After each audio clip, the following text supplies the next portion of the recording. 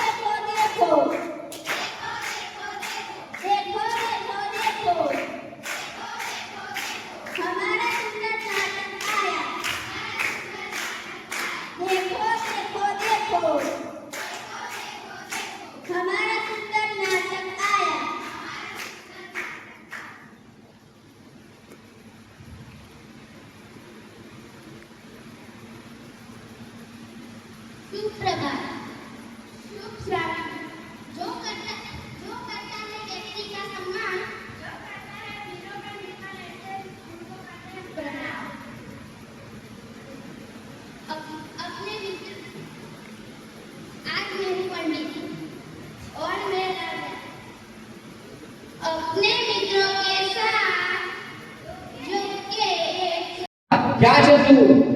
જીરા દાદી આજે બધા પ્રધાનમંત્રી આપણા રાજ દરબારમાં બોલાવો મારે તેમની જોડે ચર્ચા કરવી છે જીરા દાદી બધા હાજર હો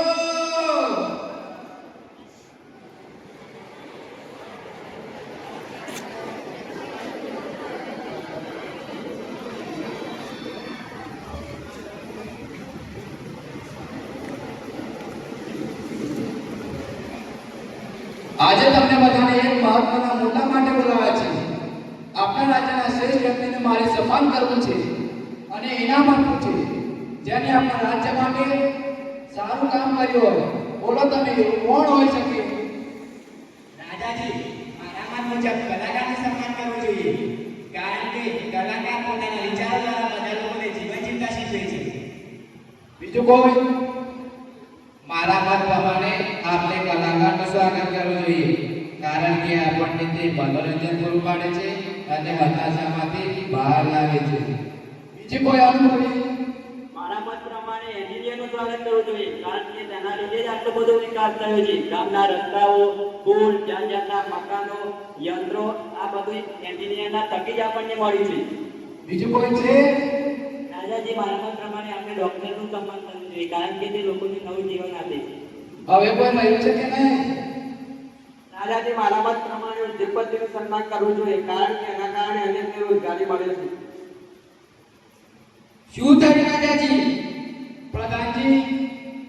આ બધા રાજ્યના એ મહત્વના સારું કામ કર્યું છે એટલે કોનું સન્માન કરવું એ મોટી મૂંઝવણ થઈ છે તો પછી આપણે શું કરવું જોઈએ પ્રધાનજી શું કરવું જોઈએ મને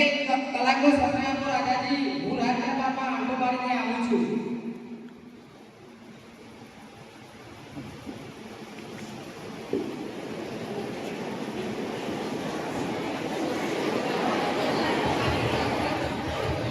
એક કલાક પછી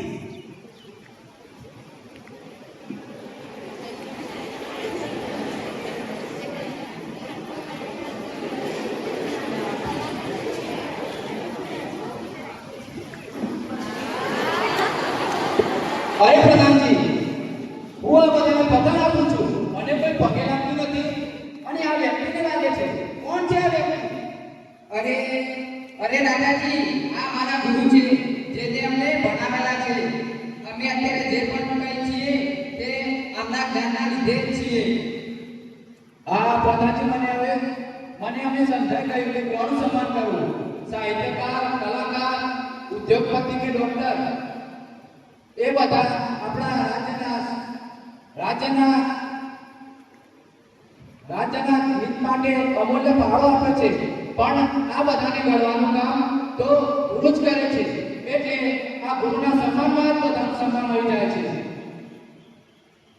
વિદ્યાર્થી મિત્રો, આ નાટક દ્વારા આપણે ગુરુના મહિમા વિશે જાણ્યું. એક સારો શિક્ષક જ સમાજનું ઘડતર કરે છે. ધન્યવાદ. નમસ્કાર મિત્રો, ગુરુ વિશે ઘણા બધા પ્રવચનો થઈ ગયા. બધાએ ગુરુનો મહિમા ખૂબ સમજાવ્યો અને એના માટે પણ હું ફરીથી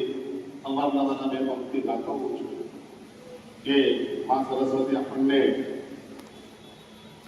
એટલી સરસ ક્ષમતા આપે કે જેથી આપણું જીવન પણ તમને બની જાય. ज्ञान का दरिया तू है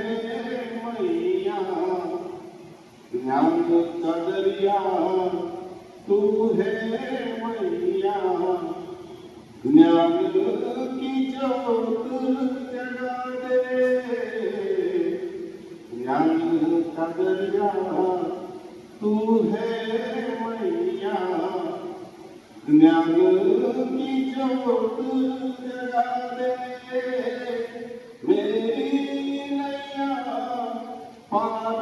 लगा दे, मेरी नैया पार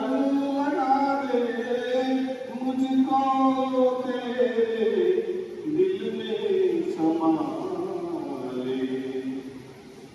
हे माँ सरस्वती वीणा वादे, हे माँ सरस्वती वीणा वादे. મિત્રો, આ ગુરુ પૂર્ણિમાના અવસર નિમિત્તે આપ સર્વેને અને અમને પણ મા જગદંબા આપણને શક્તિ પ્રેરે અને અમે પણ અમારા મન વચન કર્મથી તમને પણ અને એટલો શ્રેષ્ઠ આપવાનો પ્રયત્ન કરીએ.